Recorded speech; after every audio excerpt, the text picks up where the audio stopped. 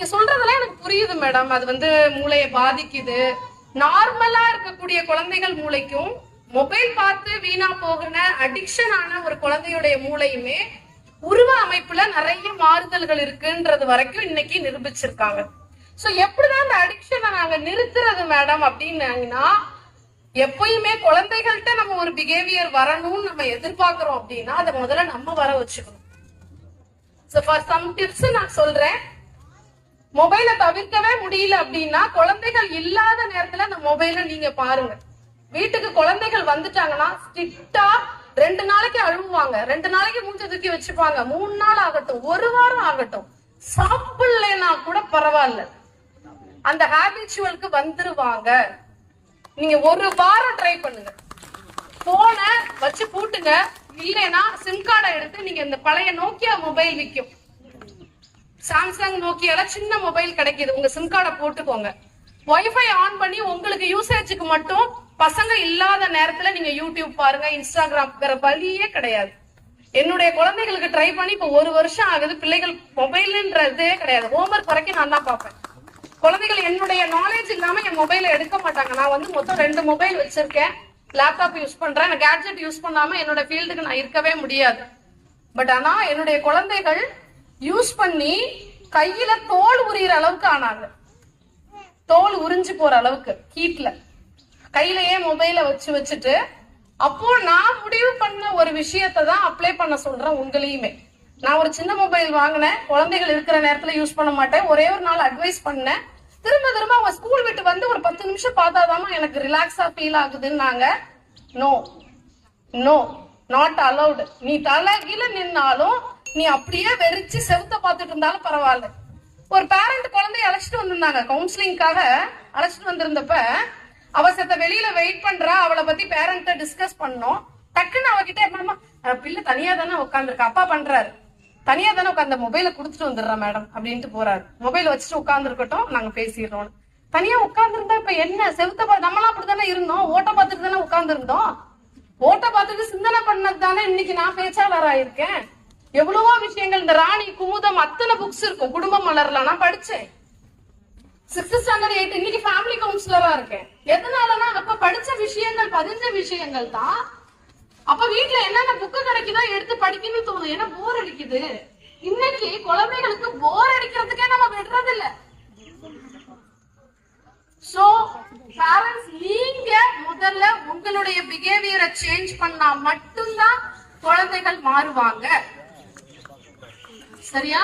So நீங்க என்ன பண்றீங்க அப்படின்னா, மொபைல் யூசேஜ குறைச்சிருங்க. அப்படி அதே மாதிரி ஃபீல்டுல இருந்தீங்கன்னா குழந்தைகள் இருக்கிற நேரத்துல அவங்கள மட்டுமே போக்கஸ் பண்ணுங்க. வேற எதுவுமே வேணாம். குழந்தைகள் தவிர்த்த வாழ்க்கை கிடையாது. என்ன கேட்டீங்கன்னா அவங்கதான் வாழ்க்கை, ஃபர்ஸ்ட் பிரியாரிட்டி அவங்கதான். ஃபார் எக்ஸாம்பிள், நான் அவ்வளவு விஷயங்கள் இங்க சொல்லலாம். அதே மாதிரி இன்னொரு பழக்கம் என்ன இருக்கு அப்படின்னு பார்த்தா, பேரண்ட்ஸ் பண்ற தவறுகள் அப்படின்னு பார்த்தா, நான் ஃப்ரெண்டு மாதிரி வச்சிருந்தேன் என் பிள்ளைய. இன்னைக்கு வந்து அலறது. அமெரிக்கால படிக்க வச்சு அப்படி பண்ணிருக்காங்க. பிள்ளை என்ன பண்றானா, வீட்டுக்கே அழைச்சிட்டு வந்துட்டான் ஒரு பொண்ணை. அழைச்சிட்டு வந்துட்டு ஃப்ரெண்டு மாதிரி அம்மா பழகினதுனால கல்யாணம் பண்ணாமே நாங்க லிவிங் ரிலேஷன்ஷிப்ல இருக்கோம், நீ கண்டுக்காதன்றான். அவங்க அம்மா வந்து என்கிட்ட கதறாங்க, ஃப்ரெண்டு மாதிரி அவனை வளர்த்தவன், நீங்க ஃப்ரெண்டு மாதிரி ஏவங்க வளர்த்தீங்க? பேரண்டா இருங்க, கண்டிப்போட இருங்கன்னு சொல்றேன் நான். பேரண்ட் ஃப்ரெண்டா இருக்கணும்னு அவசியம் கிடையாது. அந்த வார்த்தையை முதல்ல தூக்கி போடுங்க. நம்ம பேரண்ட் ஃப்ரெண்டா இருந்தாங்களா நம்ம கிட்ட? அம்மா அப்பா கிட்ட இந்த விஷயத்தை தான் அவன் எல்லாத்தையும் நல்லது கிட்டது கத்துக்கிட்டோம், எல்லாத்தையும் நம்ம கிட்ட ஷேர் பண்ணணும்ன்ற எல்லாத்தையுமே அம்மா கண்டுக்க மாட்டாங்க. அம்மா வந்து க்ளோஸா இருப்பாங்க, அம்மாட்ட இந்த விஷயம் எல்லாம் பேச முடியும் அப்படின்றதும் அவன் டீசெண்டா தான் புரிஞ்சுக்கணும், டீசெண்டா தான் நம்ம கிட்ட கன்வே பண்ணணும். ஒரு ஸ்டெப் ஸ்பேஸ் இருக்கணும். அம்மாவுக்கு பிள்ளைக்கு இருக்கணும், அப்பாவுக்கு பிள்ளைக்கு இருக்கணும், ஒரு பயம் இருக்கணும். அப்பதான் எங்க அம்மா அப்பாவுக்கு இந்த விஷயங்கள் பிடிக்காது அப்படின்ற அந்த ஸ்பேஸ நீங்க மெயின்டைன் பண்ணிட்டு தான் ஆக வேண்டும். சரியா?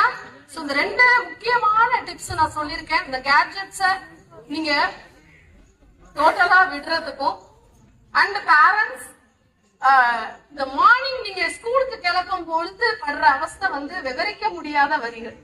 சரியா? அதை பொறுத்த வரைக்கும் நான் முக்கியமா இதெல்லாம் சின்ன சின்ன விஷயம் தானேன்னு நினைப்பீங்க. நானுமே அதை எக்ஸ்பீரியன்ஸ் பண்ணிட்டு தான் வந்திருக்கேன் ஆஸ் அ பேரண்டா. சோ குழந்தைகள் நீங்க மார்னிங் சீக்கிரம் அப்படியே டென்ஷன் ஆகி கிளப்பும் போது பயங்கர ஃப்ரஸ்ட்ரேஷன். அதுல அம்மா தான் பக்கா பீக்ல இருப்பீங்க. பக்கா பீக்ல ஆரம்பிக்கிறதுல இருந்து பெண்கள் பாத்தீங்கன்னா ஸ்கூல் கிளம்பி அந்த கேட்டை க்ளோஸ் பண்ற வரைக்கும் அப்படி ஒரு காஞ்சனா லெவல்ல இருப்பீங்க. பட் ஆனா குழந்தைகள் பாத்திருக்கீங்களா, ஸ்கூல் கேட்ல இருந்து போகும்போது கூட ரிலாக்ஸா போவாங்க.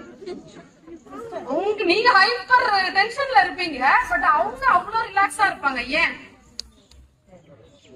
என்ன காரணம்னு நினைக்கிறீங்க? நீங்க ரொம்ப ஹைப்பரா பசங்களை கிளப்புவீங்க, ஆனா அவங்க ரொம்ப ரிலாக்ஸா போவாங்க. ஸ்கூலுக்கு கிளம்புவாங்க, கிளம்புறதுமே ரிலாக்ஸா கிளம்புவாங்க. நீங்க தான் புஷ் பண்ணணும். எதனால அப்படி பண்றாங்க? எல்லாருக்குமே நம்ம பார்த்து கொடுக்குறோம், அதுல டென்ஷன் ஆயிடுறோம். சரியா? இனிமே கொஞ்சம் ரிலாக்ஸாவே கிளப்புங்கன்னு சொல்லுங்க. ஏன் அப்படி பண்றாங்க தெரியுமா? எப்படி நம்ம அம்மா அந்த டயத்துக்கு நம்ம கிளப்பி வெளில அனுப்பிடுவாங்க. அந்த கான்பிடன்ட் அவங்களுக்கு வந்துச்சு, நம்ம தான் அதை கிரியேட் பண்ணோம். ஆனா அவங்களே எந்திரிச்சு அவங்களுக்கு அந்த ரிஸ்க் வரணும் அப்படின்னா நீங்க ஸ்லோவாகணும். 2 நாள் ஸ்கூலுக்கு லேட்டா வரட்டும், வெளியில நிக்கட்டும், எக்ஸ்பீரியன்ஸ் பண்ணட்டும். எல்லாத்தையுமே எக்ஸ்பீரியன்ஸ் பண்ண விடுங்க.